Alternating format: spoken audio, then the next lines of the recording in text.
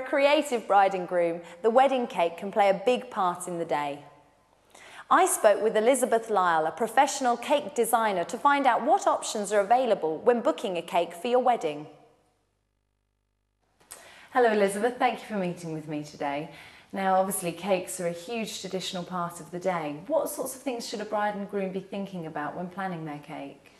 Well, one of the important things is obviously to decide on the design, whether they want to go for something like an individual little stack of cakes, or a more traditional classic sort of tiered cake, whether they want cakes stacked on top of each other, separated by pillars. They've got to really have some idea of the design they're looking for. Then of course they've got to think about numbers they're feeding, the size of the wedding, whether they're going to have, you know, a large wedding, they're going to need a big, more traditional cake, or obviously if it's a very small intimate wedding, then I often do, you know, single tier cakes.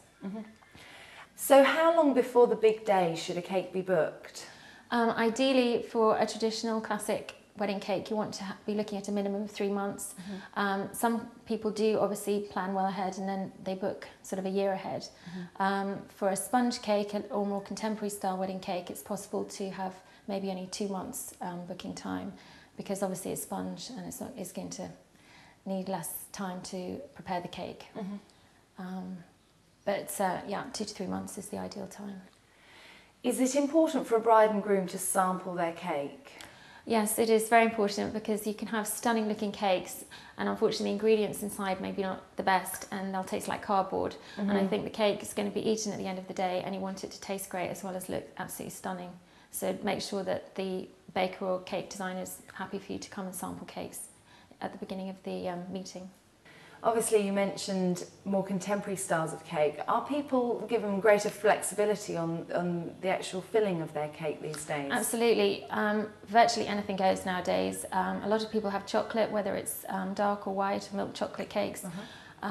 Fruit cakes obviously are still very traditional, but a lot of people are moving into sponge cakes, carrot cakes, banana cakes, individual little fairy cakes. I've even done cheesecakes tiered for dessert wedding cakes. Dessert wedding cakes are actually becoming very popular. It combines obviously the expense of a wedding cake with the dessert, so it also means that there's not a lot of cake left over because it's being used. And then chocolate cakes are incredibly popular, being served with sort of a fruit coulis, fresh berries, even meringue, pavlova style wedding cakes. Wow. And obviously then the classic French croquembouche or pièce montée, which is the piled up profiterole towers. Yes. They're fantastic obviously as dessert wedding cakes. And quite striking looking as well. And again, they can be finished with chocolate or the classic sort of spun sugar and caramel. And I would imagine that from the point of view of a very creative couple, they could even separate different tiers into different fillings if they so absolutely, desired. yes. Particularly with stacked cakes, you can go with a fruit cake on the bottom tier, and then the sky's the limit. You can have chocolate cake, lemon cake, vanilla sponge, carrot cake, whatever you want really will work. So if you want to have a lot of choice, it's quite fun to have different tiers. What sorts of different options are available for the actual decoration of the cake? Well, the sky's the limit basically with decoration. You can obviously go with a very classic traditional bride and groom, but most people are moving away from that very much and going with stunning either fresh or sugar flowers. With sugar flowers, they're going to be made obviously by hand. It's a very great skill, and the flowers obviously can match your bouquet. You can keep them afterwards. They're not going to wilt on the day. They're going to keep looking stunning throughout the whole reception. Obviously fresh flowers can be used equally well. Either they can be arranged by your cake designer or the florist. Obviously you're not then going to have something to go home with at the end of the day that's a memento of your cake, but both work very well with cakes. And equally you can have special sugar you know, models made. Some people like castles, you know, sky's the limit really with that.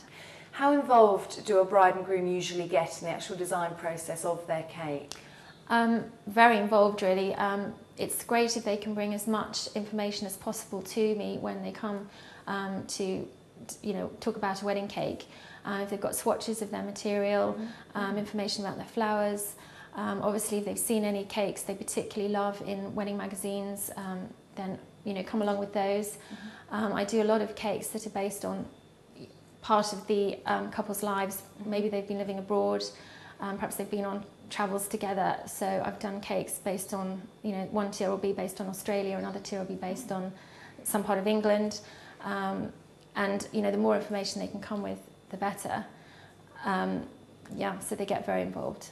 Obviously, if you're working to a budget, you may want a larger cake. Is it possible to scale down the decoration in order to get that larger cake on your budget?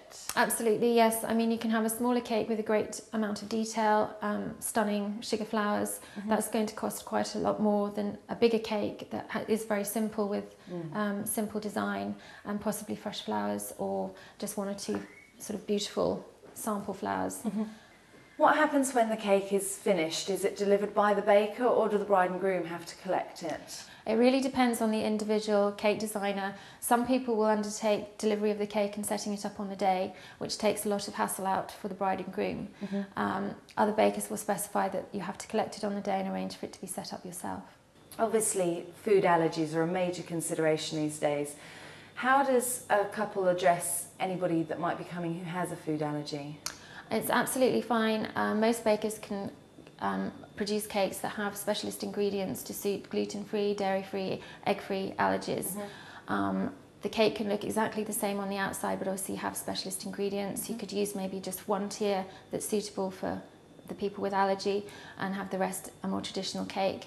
The one serious consideration obviously is nut allergy, and somebody who has this problem would have to look for a specialist baker who's prepared to take on nut allergy, and they'd need to have an environment that had obviously never come into contact at all with nuts.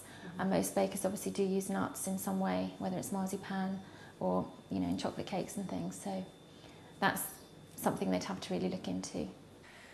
What happens on the day if there's cake left over?